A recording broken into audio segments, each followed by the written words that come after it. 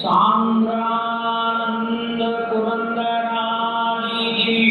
ವೃಂದೈಃ ಅಮಂದಾದರಾತ ಆನಮ್ರೈಃ ಮುಕುಟೇಂದ್ರ ನೀಲಮಣಿಭಿಃ ಸಂದರ್ಶಯೇದ್ದಿಂದಿರಂ ಸ್ವಚ್ಛಂದಂ ಮಕರಂದ ಬಿಂದು ವಿಲಸನ್ನ ಮಂದಾಕಿನಿ ಮೇದುರಂ ಶ್ರೀ ಗೋವಿಂದ ಪದಾರವಿಂದ ಶುಭ ಸ್ಕಂದಾಯ ರಾಮಹೇ M Brahma ವರುಣೇಂದ್ರ ರುದ್ರಮರುತಃ ಸ್ತುನ್ವಂತಿ ದಿವ್ಯೈಸ್ತವೈಃ ವೇದೈಃ ಸಾಂಗ ಪದಕ್ರಮೋಪನಿಷದೈಃ ಗಾಯಂತಿ M ಸಾಮಗಾಃ ಧ್ಯಾನಾವಸ್ಥಿತ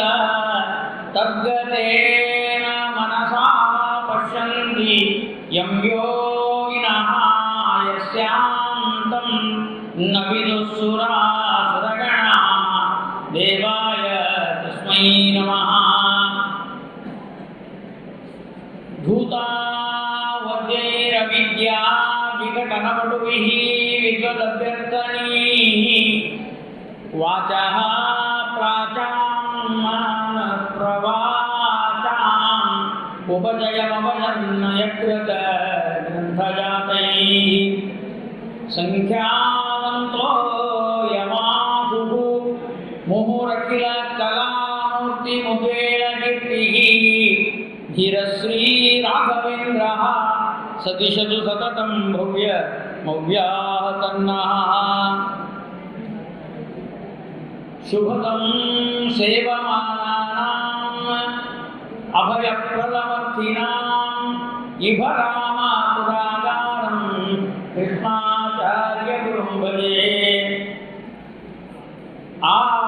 ಆಪಾದಮೌಲಿಪರ್ಯಂತಂ ಗುರುಣಾಂ ಆಕೃತಿಂ ಸ್ಮರೇತ್ ತೇನ ವಿಘ್ನಾಃ ಪ್ರಣಶ್ಯಂತಿ ಸಿದ್ಧಂತಿ ಚ ಮನೋರಥಾಃ.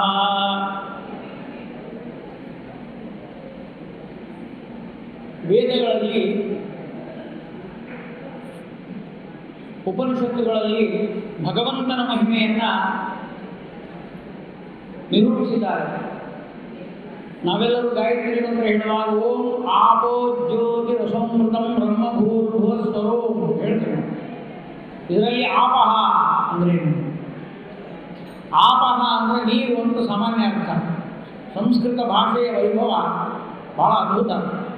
ಒಂದು ಶಬ್ದಕ್ಕೆ ನಾನಾ ಅರ್ಥಗಳಿರುವುದರಿಂದ ಆಪಹ ಅಂದರೆ ನೀರು ಅಂತ ಒಂದು ಅರ್ಥ. ಇನ್ನೊಂದು ಗಾಯತ್ರಿ ಮಂತ್ರದಲ್ಲಿ ಆಪೋ ಜ್ಯೋತಿ ರಸೋಮೃತಂ ಅಂದರೆ ನೀರು ಅಂತ ಅರ್ಥ ಮಾಡಬಾರ್ದು.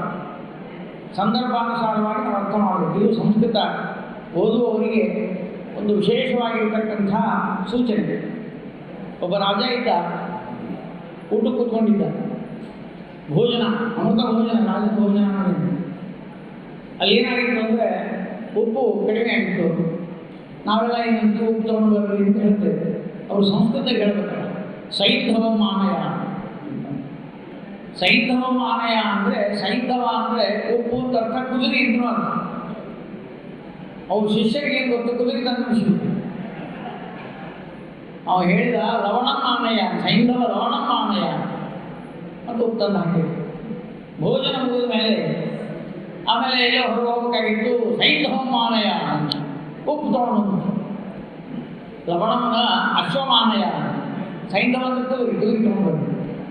ಈಗ ಸೈಂಧವ ಶಬ್ದಕ್ಕೆ ಎರಡು ಅರ್ಥಗಳಿರುವುದರಿಂದ ಕನ್ಫ್ಯೂಷನ್ ಆಗುವಂಥ ಅವಕಾಶ ಇದೆ. ಸಿಂಧು ಅಂದರೆ ಸಮುದ್ರ, ಸಮುದ್ರದಲ್ಲಿ ದೊರಕುವಂಥದ್ದನ್ನು ಸೈಂಧವ ಅಂದರೆ ಉಪ್ಪು ಅಂತ ಅರ್ಥ ಮಾಡೋದು. ಸಿಂಧು ಪ್ರದೇಶ ಅಂತ ಈಗ ಪಾಕಿಸ್ತಾನದಲ್ಲಿ, ಇದು ಭಾರತದಲ್ಲೇ ಇತ್ತು, ನಾವು ಕೊಟ್ಟುಬಿಟ್ಟೇವಲ್ಲ ಅವರಿಗೆ. ಇಲ್ಲಿ ಆ ಸಿಂಧು ಪರ್ವತದಲ್ಲಿ ಸಿಗುವಂಥ ಕಲ್ಲು ಏನಿದೆ ಅದು ಉಪ್ಪು, ಅದು ಸೈಂಧವ ಲವಣ. ಅದಕ್ಕೆ ಸೈಂಧವ ಲವಣ ಅಂತ ಅರ್ಥ. ಇನ್ನೊಂದು ಸೈಂಧವ ಅಂದರೆ ಸಿಂಧು ಪ್ರದೇಶದಲ್ಲಿರುವ ಕುದುರೆಗಳು, ಬಹಳ ದೊಡ್ಡ ಪಂಚಲಕ್ಷಣೆಯಿಂದ ಕುದುರೆಗಳು, ಭಾರಿ ದೊಡ್ಡ ಕುದುರೆಗಳು. ಆ ಕುದುರೆಗಳಿಗೂ ಸೈಂಧವ ಅಂತ ಸಿಂಧು ಪ್ರದೇಶದಲ್ಲಿ ಇದ್ದುದರಿಂದ. ಹೀಗಾಗಿ ಸಂಸ್ಕೃತ ಭಾಷೆಯಲ್ಲಿ ಎರಡೆರಡು ಅರ್ಥಗಳನ್ನು ನೋಡುವಾಗ ಹೀಗಾಗ್ತಿತ್ತು. ಅದರಂತೆ ಆಪೋ ಜ್ಯೋತಿ ರಸಮೃತ ಅನ್ನಲ್ಲಿ ಆಪ ಅಂದರೆ ನೀರು. ಇನ್ನೊಂದು ಆಪಹ ಅಂದರೆ ಆ ಸಮಂತಾತ ಪಾತೀತಿ ಆಪಹ. ಆ ಅಂದರೆ ಎಲ್ಲರನ್ನೂ ಎಲ್ಲ ರೀತಿಯಿಂದಲೂ ಪಾತಿ ಯಾರು ರಕ್ಷಣೆ ಮಾಡ್ತಾರೋ ಅವ ಆಪ. ಭಗವಂತನೊಬ್ಬನೇ ಜಗತ್ತಿನೊಳಗೆ ಆಪ. ಅದಕ್ಕೆ ತ್ವಮೇವ ಮಾತಾ ಚ ಪಿತಾ ತ್ವಮೇವ. ಇಲ್ಲಿ ಒಂದು ವೈಶಿಷ್ಟ್ಯ ಏನು ಅಂದರೆ ಆ ಅಂತ ಒಂದು ಶಬ್ದ, ಪ ಅಂತ ಒಂದು ಶಬ್ದ. ಪ ಅಂದರೆ ಪಾತಿ, ಪಾಲಯತಿ, ನಮ್ಮ ರಕ್ಷಣೆ ಮಾಡ್ತಾನೆ, ಪಾತಿ ಆದ್ದರಿಂದ ಪಾ. ಆ ಅಂದರೆ ಎಲ್ಲರಿಗೂ ಎಲ್ಲ ಸಂದರ್ಭದಲ್ಲೂ ಅಂತ ಅರ್ಥ. ಇದನ್ನು ನೀವು ಸ್ವಲ್ಪ ನಿರೀಕ್ಷೆ ಮಾಡಿ ನೋಡಬೇಕು. ಪೊಲೀಸ್ ಸ್ಟೇಷನ್ ಮೇಲೆ ಆರಕ್ಷಕ ಠಾಣೆಯನ್ನು ಬರೆದಿರ್ತಾರೆ. ಭಾಳ ಮಂದಿ ನೋಡಿರ್ತಾರೆ, ಆದರೆ ತಲೆಗಿಡಿಸ್ಕೊಂಡಿರೋದು. ನಾನು ಒಮ್ಮೆ ಪೊಲೀಸ್ ಸ್ಟೇಷನ್ ಮುಂದೆ ಹೋಗುವಾಗ ಆ ಅಂತ ಬರೆದಿದ್ರು, ಬ್ರ್ಯಾಕೆಟ್ನ ಹಾಕಿದ್ರು, ಮುಂದೆ ರಕ್ಷಕ ಠಾಣೆ ಅಂತ ಬರೆದಿದ್ರು. ಅಲ್ಲಿ ನಿಂತಿದ್ದ ವಯಸ್ಸಾದ ಬಹುಶಃ ರಿಟೈರ್ಡ್ ಆಗಿ ಬಂದಿರಬೇಕು ಪೊಲೀಸ್. ಅಲ್ಲಿ ಹೋಗಿ ಕೇಳಿದೆ, ಇದು ಆ ಅಂದರೆ ಏನು ಅಂತ ಕೇಳಿದೆ. ನಾನು ನೋಡೇ ನೋಡ್ತಿದ್ರೆ 50 ವರ್ಷ ನನಗೂ ಗೊತ್ತಿಲ್ಲ, ಡಿಪಾರ್ಟ್ಮೆಂಟ್ನಾಗಿಂದ ಅವ್ರಿಗೂ ಗೊತ್ತಿಲ್ಲ ಇದು ಪರಿಸ್ಥಿತಿ. ನಮ್ಗೆ ಏನಾಗ್ತಂದ್ರೆ ಶಬ್ದಗಳನ್ನು ನೋಡ್ತೀವಿ, ಅರ್ಥ ಮಾಡ್ಕೊಳ್ಳೋಕ್ಕೆ ಪ್ರಯತ್ನ ಮಾಡ್ತೀವಿ, ಅದು ಆಗೋದಿಲ್ಲ, ಕೈ ಬಿಟ್ಬಿಡ್ತೀವಿ. ಆ ಅಂದರೆ ಎಲ್ಲರಿಗೂ ಅಂತ ಸಂಸ್ಕೃತ ಭಾಷೆಯನ್ನೇ ಇಟ್ಟಿದ್ದಾರೆ. ಪೊಲೀಸ್ ಸ್ಟೇಷನ್ಗಳಿಗೂ ಸಂಸ್ಕೃತನೇ ಅದ, ಎಲ್ಲ ಕಡೆ ಸಂಸ್ಕೃತನೇ ಅದ. ನಮ್ಮ ದೇಶದೊಳಗೆ ಸಂಸ್ಕೃತ ಅಂದರೆ ಉಸಿರಿದ್ದಂಗೆ. ಭಾರತ ದೇಶದ ಭಾರತೀಯರಿಗೆ ಸಂಸ್ಕೃತ ಅಂದರೆ ಅದು ಉಸಿರು, ಅದಿಲ್ಲ ಅಂದರೆ ನಾವು ವರ್ಣನೆ. ಅಂತಹ ಅದ್ಭುತವಾದ ಶಬ್ದಶಕ್ತಿ ಆ ಸಂಸ್ಕೃತದಲ್ಲಿದೆ. ಮನುಷ್ಯ ಹುಟ್ಟಿದಂದಿನಿಂದ ಮೊಟ್ಟ ಮೊದಲನೆಯ ಭಾಷೆ ಕಲಿತದ್ದೇ ಸಂಸ್ಕೃತ. ಯಾಕೆ ಭಗವಂತ ಜಗತ್ತಿನಲ್ಲಿ 2 ಶಬ್ದವನ್ನು ಇಟ್ಟ, ಒಂದು ಅಥ, ಮತ್ತೊಂದು ಓಂಕಾರ.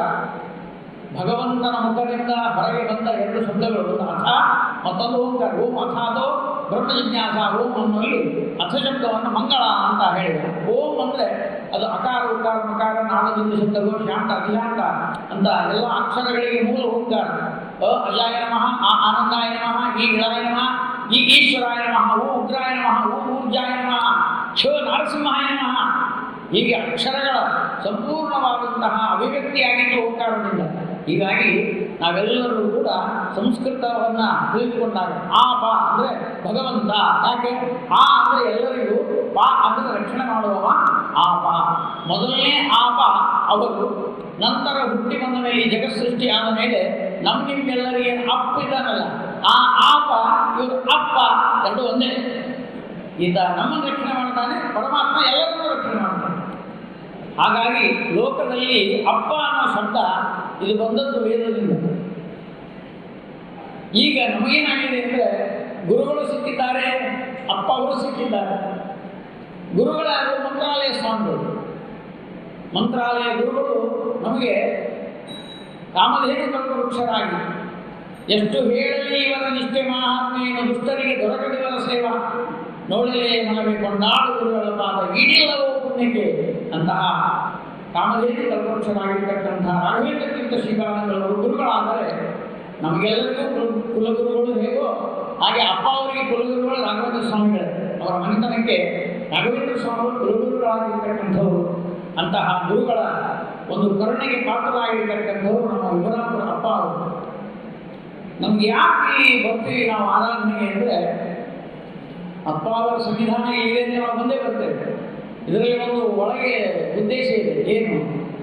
ಗುರುಗಳು ಸ್ವಲ್ಪ ದೂರ, ಅಪ್ಪ ಬಹಳ ಸಮೀಪ. ನಾವೆಲ್ಲರೂ ವಿಚಾರ ಮಾಡೋಣ. ಗುರುಗಳು ಅಂದರೆ ಸ್ವಲ್ಪ ದೂರ ಅಂತಲ್ಲ, ಸ್ವಲ್ಪ ದೂರ.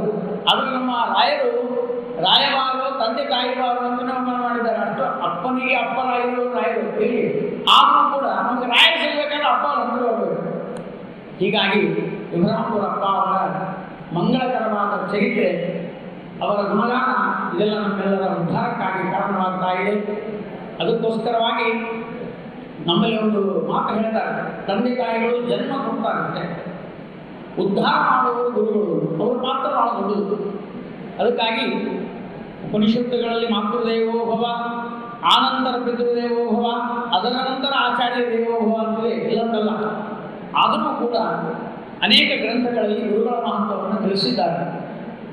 ಗುರು ಅಂದರೆ ಅದು ಮಹತ್ವಪೂರ್ಣವಾದದ್ದು. ಅದಕ್ಕೆ ಎಲ್ಲ ಗ್ರಹಗಳಲ್ಲಿ ಗುರುಗ್ರಹ ಬಹಳ ದೊಡ್ಡದು. 9 ಗ್ರಹಗಳಲ್ಲಿ ಗುರುಗ್ರಹ ದೊಡ್ಡದು. ಅದಕ್ಕೆ ಗುರು ಅಂದರೆ ವಿಸ್ತಾರ ಅಂತ ಅರ್ಥ. ಗುರು ಅಂದರೆ ದೊಡ್ಡದು ಅಂತ ಅರ್ಥ. ಭಾರ ಅಂತ ಅರ್ಥ. ಗುರು ಅಂದರೆ ಭಾರ ಅಂತ ಅರ್ಥ ಇದೆ. ಜಗದ್ಗುರುಗಳು ಅಂದರೆ ಎರಡು ಅರ್ಥದಲ್ಲಿ ಜಗದ್ಗುರುಗಳು. ಒಂದು ನಮ್ಮ ಸಂಸಾರದ ಭಾರವನ್ನು ಕಡಿಮೆ ಮಾಡಿ ನಮಗೆ ಜೀವನವನ್ನೇ ಹಗುರಾಗಿ ಮಾಡತಕ್ಕಂತಹ ಗುರುಗಳು ಇದ್ದಾರೆ. ಸ್ವತಃ ಅವರು ಗುರುವಾದರೂ ನಮಗೆ ಹಗುರು ಮಾಡಿಬಿಡ್ತಾರೆ. ಅವರು ಜ್ಞಾನದಿಂದ ಗುರುವಾಗಿರ್ಬೋದು, ಭಾರ ಆಗಿರ್ಬೋದು, ಜ್ಞಾನ ಭಾರವಲ್ಲೇ ಇರ್ತದೆ. ಅದರ ನಮ್ಮ ತಲೆಯ ಭಾರವನ್ನು ಕಡಿಮೆ ಮಾಡುವಂತಹ ಗುರುಗಳು. ಇದು ಒಂದು ವಿಚಿತ್ರ. ಅದಕ್ಕೆ ಹೇಳ್ತಾರೆ, ಜಲದಿಂದ ಜಲ ಒಣಗಿ ಹೋಗ್ತದೆ. ಗುರುಗಳ ಪಾದೋದಕದಿಂದ ಸಂಸಾರ ರೂಪವಾದ ಸಮುದ್ರವನ್ನು ಒಣಗಿಸುವ ಶಕ್ತಿ ಕೇವಲ ಒಂದು ಪಾದೋದಕಕ್ಕೆ.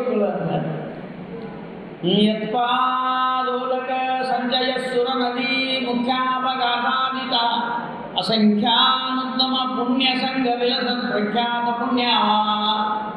ಗುರುಗಳ ಅನುಗ್ರಹ, ಗುರುಗಳ ಪಾದಧೂಳಿ, ಗುರುಗಳ ಪಾದೋದಕ, ಅದು ಗುರುಗಳ ಪಾದಧೂಳಿ ಎಂದು ಅತ್ಯದ್ಭುತವಾಗಿರ್ತಕ್ಕಂಥದ್ದು. ನಮ್ಮ ಗುರುಗಳು ಹೇಳ್ತಾ ಇದ್ರು, ಅವರೇ ಮಾಡಿದ ಶ್ಲೋಕ. ನಾಪನ್ನಾಖಿಲ ಪಾಪ ಪರ್ವತ ಕುಲವು ವ್ಯಾಪಾದನಾರೂಪಿಣಿ ವ್ಯಾಪಾರೇ ಕುರುಶಾಸ್ತ್ರ ಕೌಶಲವೃತ ಪಾಪಾರ್ತಿ ಚಿಂತಾಚ್ಛಿದ ಹಾಲ ಬ್ರಹ್ಮ ಲಿಪಿಂಚ ಏನ್ಯಥಯಿತಂ ಶಕ್ತಾಶ್ಚ ಭಕ್ತಾಲೇ ಶ್ರೀಮತ್ ಸದ್ಗುರು ಪಾದರೇಣು ಕಣಿಕಾ ಶ್ರೇಯಸೇ ಭೂಯಸೇ. ಗಲಗಲಿ ಆಚಾರ್ಯರು ಗುರುಗಳ ಮಹತ್ವ ಏನು ಅಂತ ಎಲ್ಲ ಗುರುಗಳ ಬಗ್ಗೆನೇ ಹೇಳಿದ್ದಾರೆ. ಬಟ್ ಗುರುಗಳ ಮಹಿಮೆಯನ್ನು ಹೇಗೆ ಸ್ಮರಿಸುವ ಗುರುಗಳ ನಾಮವೇ ಅಂತ ಒಂದು ಪದ್ಯವನ್ನು ದಾಸರು ಕೊಟ್ಟಿರಲ್ಲ.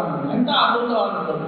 ಉರಗ ವೃಚ್ಚಿಕ ವ್ಯಾಘ್ರ ಅರಸು ಚೋರಾಗ್ನಿ ಕರಿ ಗರಳ ಇವರ ಮೊದಲಾದ ಭಯಗಳಿಂದ ಹೊರೆದು ಮಂಗಳ ವೀರ ನರಹರಿಯ ದಾಸರ ಚರಣಗಂಟೆನು ದುರಿತ ಪರಿಹಾರವಾಯಿತು ಅಂತ ಗುರುಗಳ ಮಹಿಮೆಯನ್ನು ದಾಸರು ವರ್ಣನೆ ಮಾಡಿದಂತೆ ಗಲಗಲಿ ಆಚಾರ್ಯರು ನಾಪನ್ನಾಖಿಲ ಪಾಪ ಪರ್ವತ.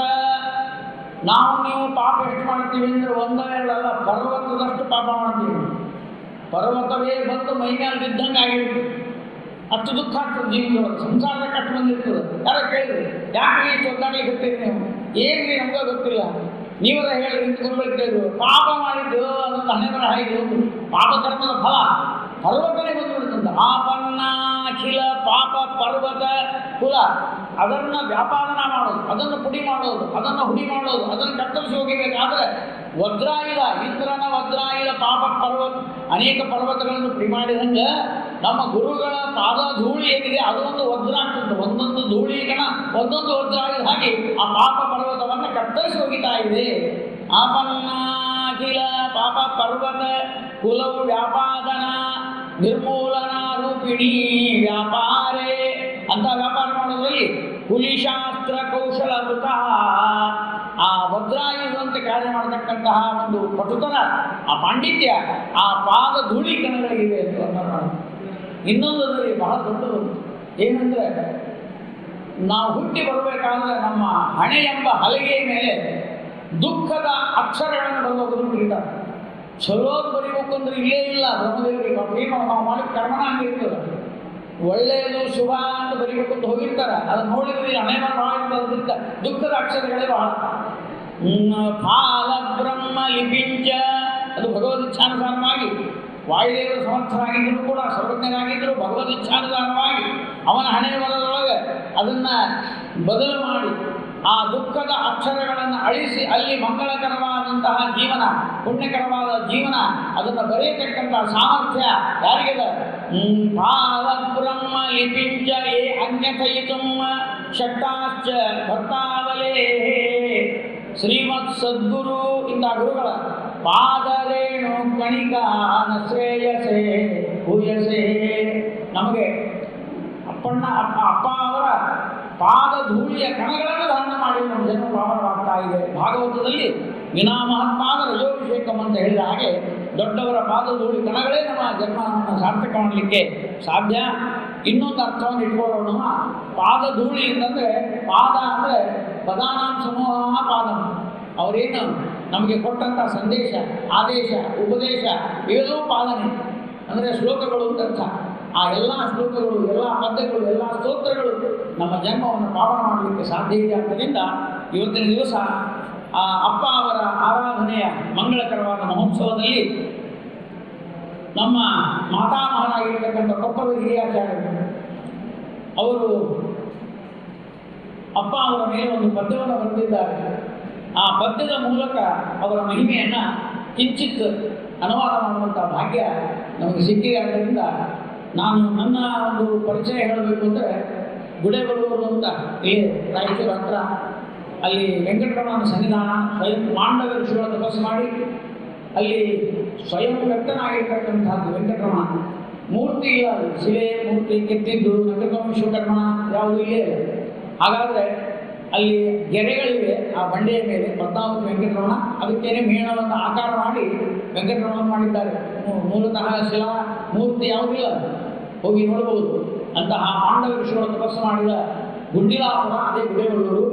ಆ ಗುಡೇಬಲ್ಲೂರಿನ ಊರಿನವರಾದ ನಾವು ಕೊಪ್ಪಳದಲ್ಲಿ ನಮ್ಮ ತಾಯಿಯ ತಂದೆ, ಅಲ್ಲಿ ಅವರ ಹತ್ರ ನಾನು ವಿಷ್ಣು ಸಹಸ್ರನಾಮ, ದ್ವಾದಶ ಸ್ತೋತ್ರ, ವಾಯುಸ್ತುತಿಗಳನ್ನು 5ನೇ ಕ್ಲಾಸಿದ್ದಾಗ ಸಣ್ಣ ವಯಸ್ಸಿನೊಳಗೆ ನಮ್ಮ ತಂದೆಯವರು ಅಲ್ಲಿ ಬಿಟ್ಟರು ಅಂತ ಅವರು ಸೇವೆ ಮಾಡಿಕೊಂಡು, ಕಣ್ಣು ತೊಂದರೆಯಾಗಿತ್ತು, ಅವರು ಸೇವೆ ಮಾಡಿ ಅವರಿಗೆ ವಿದ್ಯೆಯನ್ನು ಕಲಿತು ಪ್ರಾರಂಭದ ಗುರುಗಳೇ ನಮ್ಮ ಮಾತಾಮಹ ಕೊಪ್ಪಳದ ಗಿರಿಯಾಚಾರ್ಯರು. ಕಾರ್ಪರ ನರಹಣೆ ಅಂಕಿತ ಇಟ್ಟುಕೊಂಡು ಅನೇಕ ಪದ್ಯಗಳನ್ನು ಬರೆದಿದ್ದಾರೆ. ಆ ಕವಿಗಳು ಸರಸ ಕವಿಗಳು. ಅಂತಹ ಒಂದು ಭಾಗ್ಯ ನಮ್ಮದು ಈ ರಾಯಚೂರಿನ ಪುಣ್ಯದ ಭಾಗ್ಯ. ಗಂಗಾ ಮತ್ತು ಕೃಷ್ಣನ ನಡುವಿನ ಆ ಪ್ರದೇಶ ಏನಿದೆ, ಅಲ್ಲಿ ಧೂಳೀಕಣದಲ್ಲಿ ಉರುಳಾಡಿದರೆ, ಅಲ್ಲಿಯ ಜಲವನ್ನು ಪಾನ ಮಾಡಿದರೆ ಹಾಡು ಬರೀಲಿಕ್ಕೆ ಬರ್ತದ, ಹಾಡು ಹಾಡಲಿಕ್ಕೆ ಬರ್ತದ, ಹಾಡು ಹೇಳಲಿಕ್ಕೆ ಬರ್ತದ. ಅದು ಅಲ್ಲಿಯ ನೆಲದ ಗುಣ. ಅದು ಅಲ್ಲಿ ಉರುಳಾಗಲಿಲ್ಲ ಅಂದರೆ ಅರ್ಥ ಆಗೋದಿಲ್ಲ. ಸುಧಾ ಓದಿ ಪದ ಹಾಡಂತ ನೋಡ್ರಿ, ಸುಧಾ ಓದೋರು ಬಂದು ಅಲ್ಲಿ ಸ್ವಲ್ಪ ಉರುಳಾಡಿದರೆ ಪದ ಹಾಡಲಿಕ್ಕೆ ಬರ್ತಿಲ್ಲ, ನೋಡಿಲ್ಲ. ಆ ಮಣ್ಣಿನ ಧೂಳೀಕರಣ ದಾನ ಮಾಡಬೇಕು. ಬರೀ ನಾವು ಜ್ಞಾನ ಇದೆ, ಪಾಂಡಿತ್ಯ ಇದೆ ಅಂದರೆ ಅರ್ಥ ಆಗುವಂಥ ವಿಷಯಗಳಲ್ಲ. ಆದ್ದರಿಂದ ನಮ್ಮ ಆನಂದ ತೀರ್ಥರು ಹೇಳಿದ ಹಾಗೆ, ಗುರುಭೂತಕ ಕರ್ಮ ನಿಜಂ ನಿಯತಂ ಹರಿಪಾದ ವಿನಮ್ರ ಧಿಯಾ ಸತತಂ. ಹರಿಪಾದ ವಿನಮ್ರ ಧಿಯ, ಹರಿಯ ಪಾದ ಅಂದರೆ ಅಂಶಭೂತರಾದ ಜೀವಿಗಳು ಅಂತ ಅರ್ಥ. ಆ ಹೇ ಹರಿಪಾದ ಸಂಬೋಧನೆ ಮಾಡೋದು, ಹೇ ಹರಿಪಾದನೇ ವಿನಮ್ರ ಧಿಯಾ ಸತತಂ ಗುರು ಭುಂಜ. ನೀನು ವಿನಮ್ರವಾದ ಬುದ್ಧಿಯಿಂದ ಭಗವಂತ ಅಲ್ಲ, ಭಗವಂತನ ಭಕ್ತರಲ್ಲ, ಅವನ ಭಕ್ತರ ದಾಸರ ಪಾದ ಧೂಳಿಯನ್ನು ಧಾರಣೆ ಮಾಡಿ ವಿನಮ್ರವಾದ ಭಕ್ತಿಯಿಂದ ಅವರನ್ನು ಕೊಂಡಾಡಿದರೆ ನಮಗೆ ಜ್ಞಾನ ಅದು ಬರಲಿಕ್ಕೆ ಸಾಧ್ಯ ಅನ್ನೋ ರೀತಿಯಲ್ಲಿ ಅಂತಹ ತಾತಂದಿರು ಮಾಡಿದಂತಹ ಪದ್ಯ. ಅದರ ಹಿನ್ನೆಲೆಯಲ್ಲಿ ನಾವು ಸ್ವಲ್ಪ ಅಪ್ಪ ಅವರ ಮಹಿಮೆಯನ್ನು ನೋಡೋಣ. ಅವರಂತಾರೆ, ಸ್ಮರಿಸುವ ನರನೇ ಧನ್ಯ ಸನ್ಮಾನ್ಯ, ಸ್ಮರಿಸುವ ನರನೇ ಧನ್ಯ. ಇಲ್ಲೆಲ್ಲ ಒಂದು ಕೂತೀವಲ್ಲ, ನಾವೇ ಧನ್ಯ ಮಾನ್ಯ ಅಂತಾರೆ, ಅವರು ಧನ್ಯ.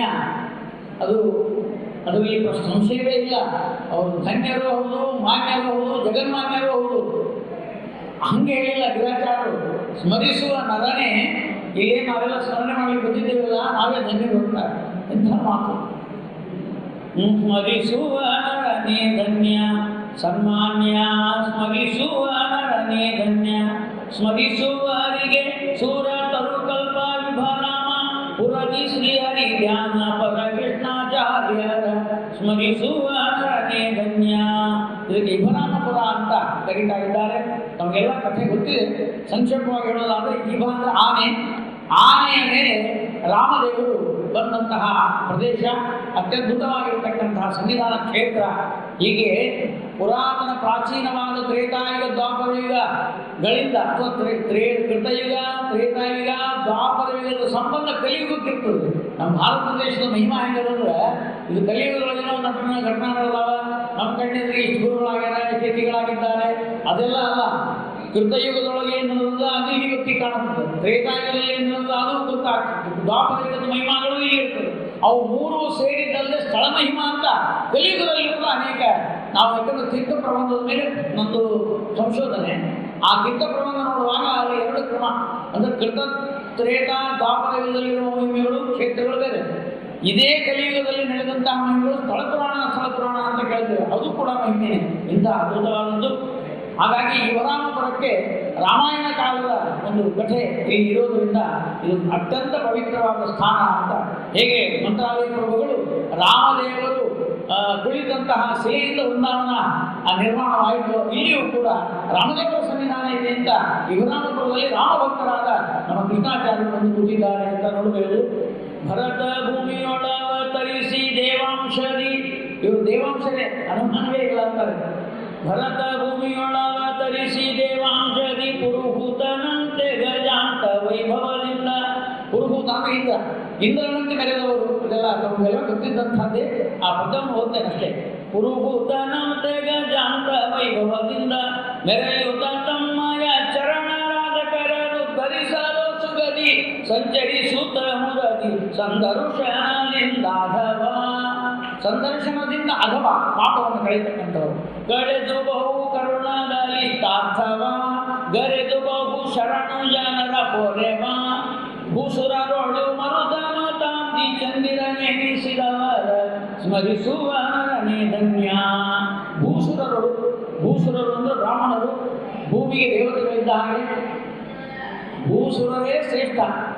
ನಮ್ಮ ಹೇಳ್ತಾರೆ ದೈವಾಧೀನಂ ಜಗತ್ಸರ್ವಂ. ಈ ಜಗತ್ತು ಯಾರ ಅಧೀನ? ದೈವಾಧೀನ. ದೈವ ಮಂತ್ರಾಧೀನ ಅಂತೂ ದೈವತಂ. ಈ ದೇವತೆಗಳೇನಿದ್ದಾರಲ್ಲ ಎಲ್ಲರೂ ಮಂತ್ರಾಧೀನರು. ಇದೊಂದು ರಹಸ್ಯ ಗೊತ್ತಿರಬೇಕು ನಮಗೆ. ಬಹಳ ಮಂದಿ ಬ್ರಾಹ್ಮಣರಿಗೆ ಗೊತ್ತಿಲ್ಲ. ಏನು ದೇವರನ್ನ ಹೆಂಗೆ ತಂದು ಕೂಡಿಸ್ಬೇಕು ಅಂತ ಗೊತ್ತಿಲ್ಲ. ಪುರೋಹಿತರಿಗಷ್ಟೇ ಗೊತ್ತದ, ಉಳಿದವ್ರಿಗೆ ಗೊತ್ತಿಲ್ಲ. ಲೌಕಿಕರಿಗೆ ದೇವರನ್ನ ಹೆಂಗೆ ತಂದು ಕೂಡಿಸ್ಬೇಕು ಅಂದ್ರೆ ಮಂತ್ರ ಅಂತ ಸಾಕು ಬಂದು ಕೊಡ್ತಾರಂತ. ಅದೇ ಒಂದು ಮಂತ್ರದ ಬಲ. ಯಂತ್ರದಾನಗಳೊಳಗೆ ಹಿಂಗೆ ಯಂತ್ರದೊಳಗೆ ಕೂಡಿಸಿದ್ರು. ನಾವು ಮಂತ್ರ ಶಕ್ತಿ ಇದ್ರೆ, ನಾನು ಒಂದು ಕಡೆ ಹೋಗಿದ್ದೆ, ದೊಡ್ಡ ಕಲ್ಯಾಣ ಮಂಟಪ, ಅಲ್ಲಿ ದೇವರುಗಳೇ ಏನಿಲ್ಲ, ಲಗ್ನ ನಡೆದಿತ್ತು. ಮತ್ತಲ್ಲ ದೇವರಿಲ್ಲದಲ್ಲೇ ಲಗ್ನ ನೋಡೋದು. ದೇವರ ಗುಡಿಗಳ ಲಗ್ನ ನಮಗೆ ಇಲ್ಲ. ಕಲ್ಯಾಣ ದೊಡ್ಡ ಕಲ್ಯಾಣ ಮಂಟಪ ವೈಭವ ಇರಬೇಕು. ಅಲ್ಲಿ ಯಾರು ಇರಬಾರ್ದು ಅಂದ್ರೆ ದೇವರ ಸ್ಥಾನ, ದೇವರ ಗುಡಿ ಇರಬಾರ್ದು ಅಷ್ಟೇ. ಈಗ ನಾನು ಬಂದುಬಿಟ್ಟರು. ನಾನು ಪುರೋಹಿತರ ಹತ್ರ ಕೇಳಿದೆ, ಇಲ್ಲಿ ದೇವರೇ ಇಲ್ಲ ಅಲ್ರಿ, ಹ್ಯಾಂಗೆ ನೀವು ಒಂದು ಲಗ್ನ ಮಾಡಿಸ್ತೀರಿ ಎಲ್ಲರಿಗೆ ಅಂತಂದು. ಅವ್ರೇನಾದ್ರು ಆಚಾರ ಯಾಕ್ರಿ ಮಂತ್ರ ಶ್ಲೋಕ ನೋಡಿಲೇ ನೀವು ಒಂದು ಯಾವುದು ದೈವಾಧೀನಂ ಜಗತ್ಸರ್ವಂ ಮಂತ್ರಾಧೀನಂ ಧರ್ಮಂತ್ರಂ ಬ್ರಾಹ್ಮಣಾಧೀನಂ ಬ್ರಾಹ್ಮಣೋ ದೇವತಾ. ಹೌದು ಕೇಳಿ ನೀನು ಅಷ್ಟು ತಿಳ್ಕೊಂಡ್ಬಿಡ್ರಿ. ಈ ಅಡಿಕೆ ಅದ ನೋಡ್ರಿ, ಈ ಅಡಿಕೆ ಒಳಗೆ ಗಣಪತಿನ ತಂದು ಕೂಡಿಸಿ ನಾನು ಗಣಪತಿ ಮಾವಾಯಾಮಿ ಅಲ್ಲಿ ಕೂತಾರ ಒಳಗೆ ನಮ್ಮ ವಿಘ್ನ ಪರಿಹಾರಕನಾದ ಗಣಪತಿ ನಾ ಹೇಳಿದ ಮಂತ್ರಕ್ಕೆ ಬಂದಲ್ಲಿ ಕೂತ್ಕೊಂಡ ಇವರಿಗೆ ವಿಘ್ನ ಪರಿಹಾರ ಮಾಡ್ತಾ ಇದ್ದಾನೆ. ಈ ವಿಶ್ವಾಸ ನಮಗಿದೆ. ಅಂದರೆ ಧರ್ಮಂತ್ರಂ ಬ್ರಾಹ್ಮಣಾಧೀನ, ಬ್ರಾಹ್ಮಣರ ಅಧೀನ ಮಂತ್ರಗಳಿದ್ದರಿಂದ ದೇವತೆಗಳೆಲ್ಲ ಬ್ರಾಹ್ಮಣರ ಅಧೀನ. ಆದ್ದರಿಂದ ಅಂದರೆ ಅಷ್ಟು ಭಕ್ತಿಯಿಂದ, ಅಷ್ಟು ಆಧಾರದಿಂದ, ಆ ಗೌರವದಿಂದ ಕರೆದಾಗ ದೇವತೆಗಳು ಬರ್ತಾರೆ ಅನ್ನೋ ಹಂಗೆ ಇಲ್ಲಿ ಏನು ಹೇಳ್ತಾ ಇದ್ದಾರೆ ಅಂದರೆ ಭೂಸುರರು. ಇಂಥವರು ಭೂಸುರರು ನಾವೆಲ್ಲ ಬ್ರಾಹ್ಮಣರು, ಭೂಮಿಯಲ್ಲಿ ನಡೆದಾಡುವ ದೇವತೆಗಳು. ಆ ದೇವತೆಗಳನ್ನು ಕರೆಯುವ ಸಾಮರ್ಥ್ಯ ಇದ್ದವರು. ಮರುತ ಮತಾಬ್ಧಿ ಚಂದಿರ ನೆನೆಸಿದವರ ಅಪ್ಪ ಅವರ ಮಹಿಮೆಯನ್ನು ಗಿರಾಚಾರಂತಾರೆ. ಮರುತ ಮತಾಬ್ಧಿ ಮಧ್ವಾಚಾರ್ಯರ ಮತವೇ ಒಂದು ಸಮುದ್ರ. ಆ ಸಮುದ್ರಕ್ಕೆ ಚಂದ್ರನಂತೆ ಇರುವವರು ನಮ್ಮ ಅಪ್ಪ ಅವರು. ಯಾಕಂದರೆ ಎರಡು ರೀತಿಯ ಚಂದ್ರವನ್ನು ಹೇಳ್ಬೋದು. ಚಂದ್ರ ಅಂದರೆ ಸಮುದ್ರ ಉಕ್ಕೇ ಇರ್ತದೆ ಚಂದ್ರ ಬಂದು. ರಾಘವೇಂದ್ರ ಸ್ವಾಮಿಗಳು, ಟೀಕಾರಾಯರು, ಅನೇಕ ಯತಿವರೇಣ್ಯರು ತಮ್ಮ ಗ್ರಂಥಗಳಿಂದ, ಟಿಪ್ಪಣಿಗಳಿಂದ, ಶಾಸ್ತ್ರ ಗ್ರಂಥಗಳ ಟೀಕೆಗಳಿಂದ ಆ ಮಧ್ವಮತವನ್ನು ಉದ್ಧರಿಸಿದ್ದಾರೆ. ಹಾಗೆ ಕೆಲವರು ತಮ್ಮ ಮಹಿಮೆಗಳಿಂದ ಯಾರಪ್ಪ ಅವರು ಅಪ್ಪ ಅವರು ಅಂದರೆ ಇಲ್ಲಿ ದೊಡ್ಡ ಗುರುಗಳು ಅವರು ಯಾರು ಬ್ರಾಹ್ಮಣರು, ಬ್ರಾಹ್ಮಣರಷ್ಟೇ ಆಗಲಿ ಅವರು ಮಧ್ವಮತಕ್ಕೆ ಸಂಬಂಧಪಟ್ಟವರು. ಬ್ರಾಹ್ಮಣರೊಳಗೆ ಮತ್ತು ಮಧ್ವಮತದಲ್ಲಿ ಮಧ್ವಮತಾನುಯಾಯಿಗಳು ಬಂದವರು, ಮರುತ ಮತಾಬ್ಧಿ ಚಂದಿರ ನೆನೆಸಿದವರು. ಅಂದರೆ ಮಧ್ವಾಚಾರ್ಯರ ಸಿದ್ಧಾಂತದ ಪದ್ಧತಿಯೊಳಗೆ ಅದನ್ನು ಅನುಷ್ಠಾನ ಮಾಡಿಕೊಂಡು ಬಂದದ್ರಿಂದ ಇಷ್ಟು ಅದ್ಭುತವಾದ ಮಹಿಮಾ ಜಗತ್ತಿಗೆ ನಾವು ತೋರಿಸ್ತೇವೆ ಅಂತ ಕೈ ಎತ್ತಿ ಹೇಳಿದಂತಹ ಗುರುಗಳು ನಮ್ಮ ಅಪ್ಪ ಅವರು. ಈ ವೈಭವ ನಾವು ನೋಡಬೇಕು. ಯಾಕಂದ್ರೆ ಅವ್ರು ನೋಡಿದ ತಕ್ಷಣ ಬೇರೆ ಜಾತಿಯವರು, ನಾವಲ್ಲ ಬೇರೆಯವರು ಸಹಿತ ಬರ್ತಾ ನೋಡ್ರಿ. ಬರುವಾಗ ನೋಡ್ತಾ ಇದ್ದೀವಿ ನಾವು, ಅಲ್ಲಿ ಹೊಂಟಿದೇನ್ರಿ, ಅಪ್ಪ ಅವ್ರ ಕಡೆ ಹೊಂಟಿದೇನ್ರಿ ಎಂತಿರ್ತಾರೆ. ಏನು ಆ ಭಕ್ತಿ ಭಾವನಾ. ಯಾಕಂದರೆ ಆ ಇವರ ಮಹಿಮೆ ಮಧ್ವಮತದ ಹಿರಿಮೆಯನ್ನು ತಿಳಿಸಿಕೊಡ್ತಕ್ಕಂಥದ್ದಾಗಿದೆ. ಅದನ್ನು ನಾವು ನೋಡಬೇಕು ಅಂತ ಗಿರಾಚಾರ್ಯರನ್ನು ಬರೆದಿದ್ದಾರೆ. ವರುಣಿಸಾಶವಲ್ಲ ಚರಣ ಯುಗ್ಮಾರಭ್ಯ ಶಿರಪರ್ಯಂತರ ಗುರುಗಳ ಕೃತಿಯನ್ನು ನಿರುತ ಧ್ಯಾನಿಪರಿಗೆ ಪರಮ ಮಂಗಳರಿವ ಪರಿಶೋಭಿಸುವ ರತ್ನಾಭರಣನೆಂದೊಪ್ಪುವ ಸ್ವರ್ಣ ತುಳಸಿ ಮುಕ್ತಾಹಾರ ಭೂಷಿತ ಕಂಧರ ಸುಂದರವಾದ ಮುಖಗಳು ಮಂದಸ್ಮೇರ ಕಸ್ತೂರಿಯಂತೆ ಪರಿಮಾಣಾನ್ವಿತ ಶರೀರ ಮಂತ್ರಾಲಯ ಗುರು ರಾಘವೇಂದ್ರರ ಕರುಣ ಸುಪಾತ್ರರ ಸ್ಮರಿಸುವರನೇ ಧನ್ಯ. ಇದರಲ್ಲಿ ಅವರ ಆಪಾದ ಮೌಳಿ ಮಹಿಮೆಯನ್ನು ವರ್ಣನೆ ಮಾಡ್ತಾರೆ. ನಮ್ಮಲ್ಲಿ ಬಹಳ ಪ್ರಸಿದ್ಧವಾದ ಶ್ಲೋಕ ಅಂದ್ರೆ ಆಪಾದ ಮೌಳಿ ಪರ್ಯಂತಂ ಗುರುಣ ಆಕೃತಿ ಸ್ಮರೆಯದು. ಪಾದದಿಂದ ಆ ಅಂದರೆ ಇಲ್ಲ ಅಂತ ಅರ್ಥ. ಬಹಳ ಮಂದಿ ಅಷ್ಟೋತ್ತರ ಮಾಡುವವರಿಗೆ ಆ ಪಾದ ಅಂದ್ರೆ ಕನ್ನಡ ಅಂತ ತಿಳ್ಕೊಳ್ಳಬಾರ್ದು. ಆ ಪಾದ, ಈ ಪಾದ, ಯಾ ಪಾದ ಅಲ್ಲ. ಆ ಅಂದ್ರೆ ಇಲ್ಲ, ಪಾದ ಅಂದ್ರೆ ಪಾದದಿಂದ, ನಮ್ಮ ಸಂಸ್ಕೃತದೊಳಗೆ ಉಲ್ಟಾ ಹೇಳೋ ಪದ್ಧತಿ ಇದೆ. ನಾವು ಏನು ಮಾಡ್ತೀವಿ, ಪಾದದಿಂದ ಅಂತ ಹೇಳ್ತೀವಿ ಕನ್ನಡದೊಳಗೆ. ಹಂಗೆ ಅವ್ರಿಗೆ ಏನು ಹೇಳಬೇಕಾಗಿತ್ತು, ಪಾದ ಆ ಅಂತ ಹೇಳಬೇಕಾಗಿತ್ತು ಅಲ್ವಾ? ಹಾಗಿಲ್ಲ, ಸಂಸ್ಕೃತ ಭಾಷೆ ವಿಚಿತ್ರ ಅದು. ಆ ಪಾದ ಇಂದ ಪಾದ ಅಂತ ಅನುವಾದ ಮಾಡ್ಲಿಕ್ಕೆ ಹೋದ್ರು, ಹೆಂಗೆ ಮಾಡೋದಂತ.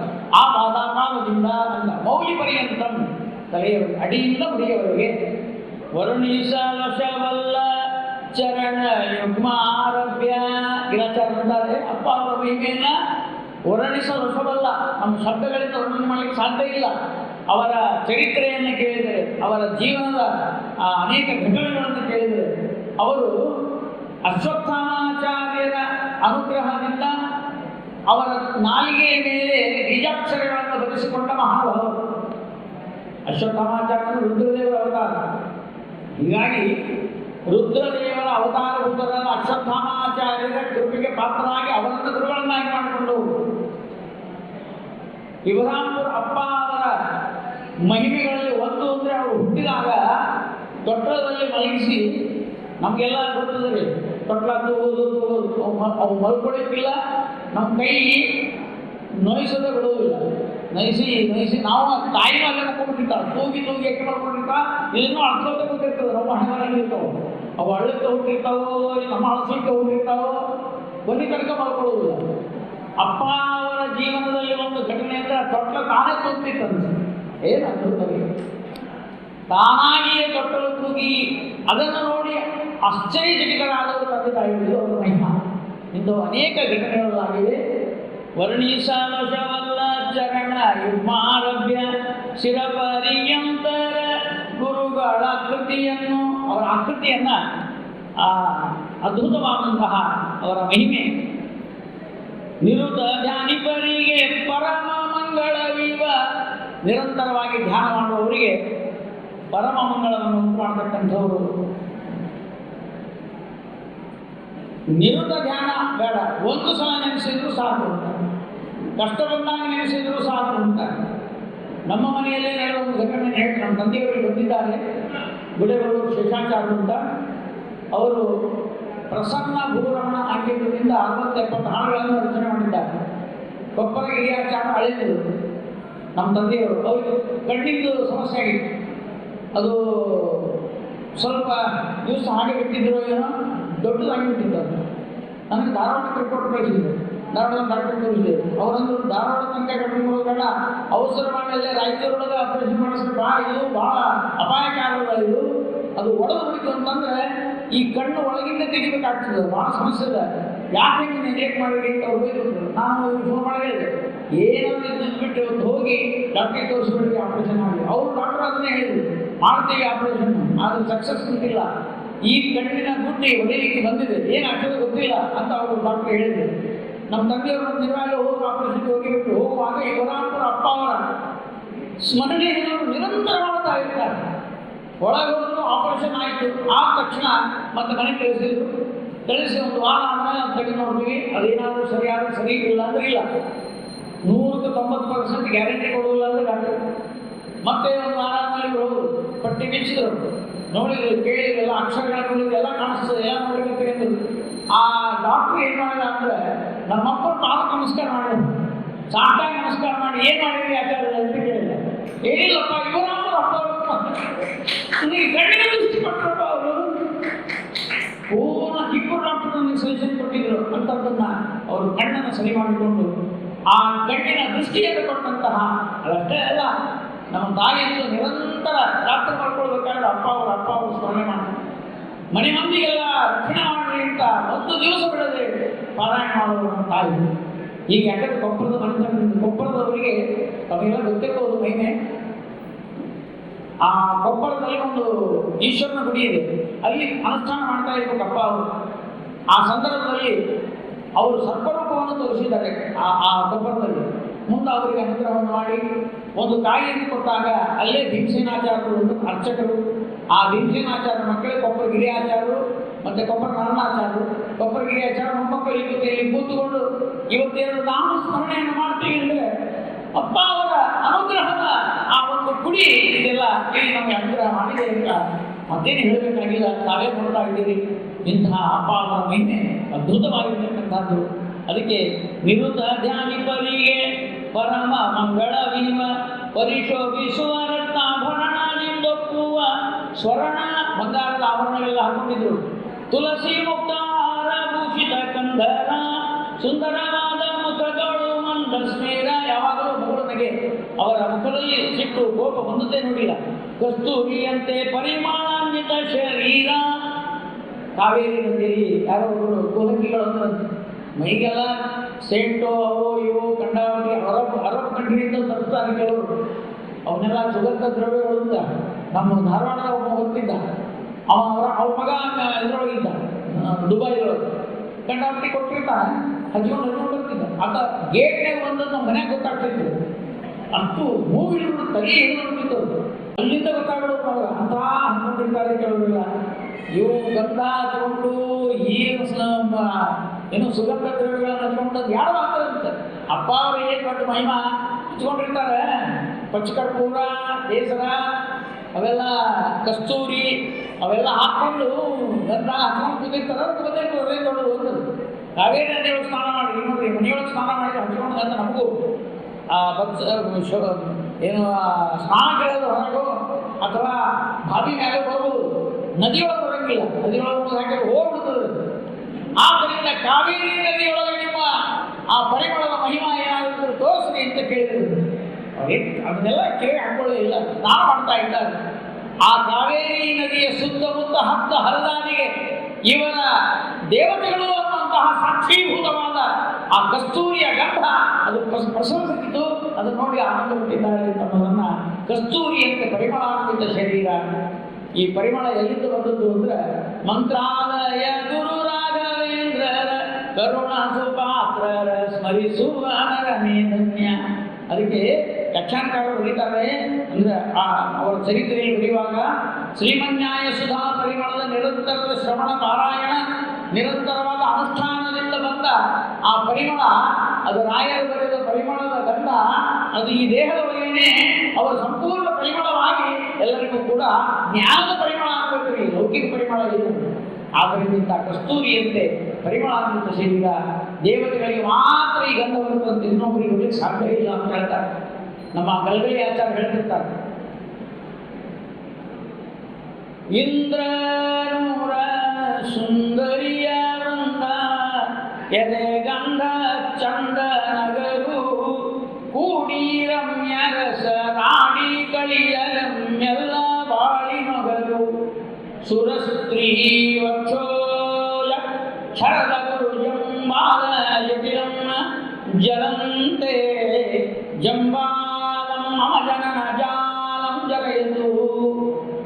ನಮ್ಮ ನದಿಯೊಳಗೂ ರಾಡಿ ಇರ್ತದ್ರಿ. ಕೃಷ್ಣಾ ನದಿಯೊಳಗೆ, ತುಂಗಾ ನದಿಯೊಳಗೆ ರಾಡಿ ಇರ್ತದೆ. ಮಳೆಗಾಲ ಬರ್ತದ್ರಿ, ನೋಡ್ರಿ ರಾಡಿಯೆಲ್ಲ ಹೊಂಡ, ನೀರೆಲ್ಲ ಹೊಂಡಾಗಿ ಹೋಗಿರ್ತದೆ. ಈ ರಾಡಿ ಅಲ್ಲ, ಗಂಗಾ ನದಿಯೊಳಗೆ ಒಂದು ರಾಡಿ ಇರ್ತದ್ರಿ. ಆ ರಾಡಿ ಎಂತದ್ದು? ಇಂದ್ರನೂರ, ಇಂದ್ರನೂರು ಸ್ವರ್ಗ.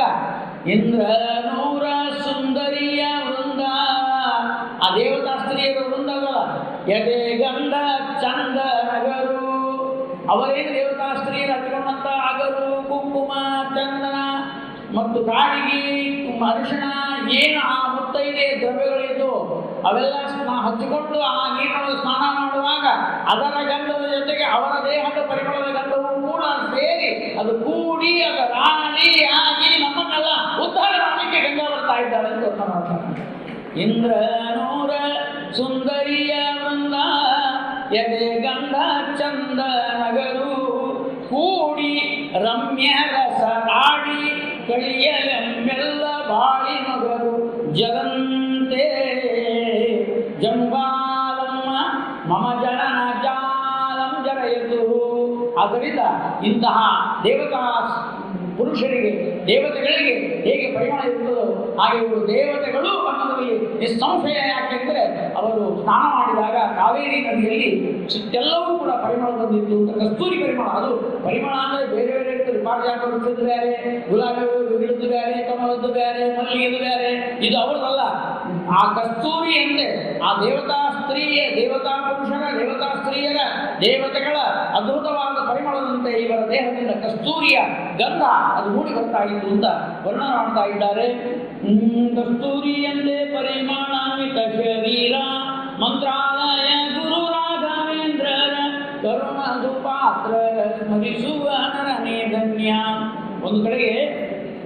ಶ್ರೀರಾಘವೇಂದ್ರ ರಾಯರ ಪದಾಂಬುಜ ಆರಾಧಕರ ಕೊಂಡಾಡಿರು ನಾರಾಯಣ ನಾಮ ಪಾರಾಯಣರ ಪದಾರವಿಂದ ಸುಧಾ ಸಾರವ ಬೀರುವ ಅಲವಬೋಧ ಸತ್ಕುಲ ದೀಪರೆನಿಸಿದ ಹುಲಗಿಯನರ ಸಪ್ಪಾಚಾರ್ಯರ ಇವರ ಸಮಕಾಲೀನರು. ನಮ್ಮ ಅಪ್ಪ ಅವರ ಜೊತೆಗೆ ಎಡಮೇಲೆ ಹರಿಗ್ರೀವಾಚಾರ್ಯರು, ಎಡಮೇಲೆ ವಿಠಲಾಚಾರ್ಯರು, ಆ ಯೋಗಿ ನಾರಾಯಣ ಬಲವಂತ ಯೋಗಿ ನಾರಾಯಣಾಚಾರ್ಯರು, ರಾಯಚೂರು ಕೃಷ್ಣಾಚಾರ್ಯರು, ಸದ್ಗೋಸ್ವಾಮಿಗಳ ಮಂಥನದವರು, ಇವರೆಲ್ಲರೂ ಕೂಡ ರಾಯರ ಪಾದ ಅನುಗ್ರಹಕ್ಕೆ ಪಾತ್ರರಾಗಿರ್ತಕ್ಕಂಥವರು ಅಂತ ವರ್ಣನೆ ಮಾಡ್ತಾ ಇದ್ದಾರೆ. ಇನ್ನೊಂದು ಮಹಿಮೆಯನ್ನ 3ನೇ ಪದ್ಯದಲ್ಲಿ ಗಿರಿಯಾಚಾರ್ಯ ವರ್ಣನೆ ಮಾಡ್ತಾರೆ. ಚಿರಕಾಲ ಸೇವಿಪ ಪರಮ ಒಂದೆರಿಗೆಲ್ಲ ವರಪುತ್ರ ಸೌಖ್ಯವ ಕರುಣಿಸುವರು ಸತ್ಯ ಅಪರಿಮಿತ ಮಹಿಮರೆಂದರಿಯಾದ ಇವರನ್ನು ಜರಿಯ ಲಕ್ಷಣದಲ್ಲಿ ಅರಿತು ಭೀಕರವಾದ ಉರಗ ರೂಪವ ತೋರುತ್ತಾ ತ್ಯಜಿಸಿ ಮತ್ತೆ ನಿಜ ರೂಪದಿಂದಿರುತ್ತ ನೋಡ್ಪರಿಗತ್ಯಾಶ್ಚರ್ಯ ಸದ್ಗುಣ ಭರಿತ ಕಾರ್ಪರ ನರ ಹರಿಯ ಪರೋಕ್ಷದಿ ನಿರುತ ಸುಖಿ ಪರಂಗ್ರಿ ಸ್ಮರಿಸುವ ನರನೇ ಧನ್ಯ ಚಿರಕಾಲ ಸೇವಿಪ ಪರಮ ಒಂದೆರಿಗೆಲ್ಲ ವರಪುತ್ರ ಸೌಖ್ಯವ ಕರುಣಿಸುವರು ಸತ್ಯ. ಪುತ್ರ ಸೌಖ್ಯವನ್ನು ಕೊಟ್ಟದ್ದು ಈ ಕೊಪ್ಪರದ ನರಸಿಂಹದೇವರ ಒಂದು ಆ ಸನ್ನಿಧಾನದಲ್ಲಿ ನಡೆದ ಘಟನೆ. ಹೇಗೆ ಅವರ ಪರಂಪರೆಯಲ್ಲಿ ಒಂದು ವರಪುತ್ರ ಸೌಖ್ಯವ, ಅದಕ್ಕೆ ದೊಡ್ಡವರ ಅನುಗ್ರಹದಿಂದ ಏನಾದರೂ ನಾವು ಸಾಧನೆ ಮಾಡಿ ಪಡೆದರೆ ಅದು ಬಹಳ ಜನ್ಮ ಉದ್ಧಾರ ಮಾಡುವ ಮಕ್ಕಳು ಬರ್ತಾ ಇದ್ದಾರೆ. ಸಾಮಾನ್ಯವಾಗಿ ಮಕ್ಕಳಾಗ್ತಾರೆ, ಅದು ಬೇರೆ ವಿಷಯ. ಅದರ ತಪಸ್ಸಿನಿಂದ ಪಡೆದ ಮಕ್ಕಳು ಅದು ಜನ್ಮವನ್ನು ಉದ್ಧಾರ ಮಾಡುತ್ತೆ. ಕೊಪ್ಪರ ಗಿರಿಯಾಚಾರ್ಯರು ಆನಂತರದಲ್ಲಿ ಆ ರೀತಿಯಾಗಿರ್ತಕ್ಕಂಥ ಒಂದು ಪರಂಪರೆಯಲ್ಲೆಲ್ಲ ಬರ್ತಾ ಇದೆ. ಈ ರೀತಿಯಾಗಿರುವಂಥ ಅಪ್ಪ ಅವರ ಮಹಿಮೆಯನ್ನು ಕೊಪ್ಪರದ ಗಿರಿಯಾಚಾರ್ಯ ವರ್ಣನೆ ಮಾಡ್ತಾ ಇದ್ದಾರೆ. ಅವರ 3 ನುಡಿಗಳ ಈ ಪದ್ಯದಲ್ಲಿ ಅಪ್ಪ ಅವರ ವಿಶಿಷ್ಟವಾದ ಮಹಿಮೆಯನ್ನು ನಾವೆಲ್ಲರೂ ಕೂಡ ಶ್ರವಣ ಮಾಡಿದ್ದೇವೆ. ಆ ಒಂದು ಭಾಗ್ಯ ನಮಗೆ ದೊರಕಿದೆ. ಇವತ್ತಿನ ದಿವಸ ಈ ಅಪ್ಪ ಅವರ ಆರಾಧನೆ ಬರಬೇಕು ಅಂತ ಬಹಳ ದಿವಸದಿಂದ ನಾನು ಅಂದ್ಕೊಳ್ತಾ ಇದ್ದೆ. ಆದರೆ ಅದಾಗಲಿಲ್ಲ. ಇವರು ಆಚಾರ್ಯ ಹೇಳೋದು, ಯಾಕೆ ಬರೋದಿಲ್ಲ ನೀವು? ನಾನು ಬರೋದಲ್ಲಪ್ಪ, ಅವ್ರು ಕರೆಸ್ಕೊಳ್ಬೇಕು ಅಂತ ಹೇಳಿದೆ. ಅಪ್ಪ ಮಗನ ಕರಿಬೇಕು, ಮಕ್ಕಳು ಹೋಗಿ ಅಪ್ಪನ ಹಿಡ್ಕೊಳ್ಳೋದು ಜಗತ್ತಿನಾಗ ಇರೋದೇ ಇಲ್ಲ. ಅಪ್ಪ ಅವರ ಕರುಣೆ ನಮ್ಮ ಮೇಲೆ ನಾವು ಅವ್ರು ನೋಡಿಕೊಳ್ಳೋದಲ್ಲ, ಅವರು ಒಮ್ಮೆ ನಮ್ಮ ನೋಡಿದರೆ ಅವರ ಕರುಣಾದೃಷ್ಟಿ ನಮ್ಮ ಮೇಲೆ ಬಿದ್ದರೆ ನಮ್ಮ ಜನ್ಮ ಪಾವನ ಅಂತಹ ಒಂದು ಉದ್ಧಾರವನ್ನು ಅಪ್ಪ ಅವರು ಮಾಡಿದ್ದಾರೆ ಅಂತ ಇವತ್ತಿನ ದಿವಸ ಈ ಆರಾಧನೆಯ ಒಂದು ಮಹೋತ್ಸವದಲ್ಲಿ ನಮಗೆ ಒಂದೆರಡು ಕುಸುಮಗಳನ್ನು ಅರ್ಪಿಸುವ ಭಾಗ್ಯವನ್ನು ಅಪ್ಪ ಅವರು ಕೊಟ್ಟಿದ್ದಾರೆ. ಅದಕ್ಕೆ ನಾನು ಅರ್ಚಕರಿಗೆ ಮತ್ತು ಇಲ್ಲಿರುವಂತಹ ಎಲ್ಲ ಆ ಭಕ್ತರಿಗೆ ಅಭಿನಂದನೆಗಳನ್ನು ಸಲ್ಲಿಸ್ತಾ, ಮತ್ತು ನಮ್ಮ ತಂದೆಯವರು ಬಂದಿದ್ದಾರೆ, ಅವರ ಆಧಾರಗಳಿಗೆ ನಮಸ್ಕಾರವನ್ನು ಮಾಡಿ, ಇಲ್ಲಿ ಅನೇಕ ವಿದ್ವಾಂಸರು ಬಂದಿದ್ದಾರೆ, ಅವರ ಚರಣಕಮಲಗಳಿಗೆ ವಂದಿಸಿ ಮತ್ತು ಸ್ಮರಿಸುವ ನರನೇ ಧನ್ಯ ಸನ್ಮಾನ್ಯ ಅಂತ ನಿಮ್ಮನ್ನೆಲ್ಲ ಈ ಧನ್ಯರಾದ ಮಾನ್ಯರಾದ ನಿಮ್ಮನ್ನು ಕೂಡ ಅಭಿನಂದಿಸಿ ನಾನೆರಡು ವಾಕ್ಕುಸುಮಗಳನ್ನು ಸಮರ್ಪಣೆ ಮಾಡ್ತಾ ಇದ್ದೇನೆ. ಶ್ರೀಕೃಷ್ಣಾರ್ಪಣಮಸ್ತು. ಶ್ರೀಮದ್ ವೈಷ್ಣವ.